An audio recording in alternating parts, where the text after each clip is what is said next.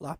E é dessa forma, então, que se faz para regular o volume do som de mídia no Samsung A04. Bom, e para fazer isso, pessoal, painel de configurações, som e vibração, vamos em volume. E temos aqui o volume de mídia, tá ok? Que ele é responsável aí pelas músicas e vídeos que você está assistindo no seu aparelho, tá ok? Então você pode regular por aqui, ou você pode ir direto pelas teclas de volume. Clica uma vez no volume, clica nesses três tracinhos, e aqui você pode regular a mídia, tá ok? Ou geralmente, quando você está escutando já uma música ou um vídeo, você clica na tecla de volume aqui, ó, ele já aparece aqui para você aumentar ou diminuí-lo, tá ok?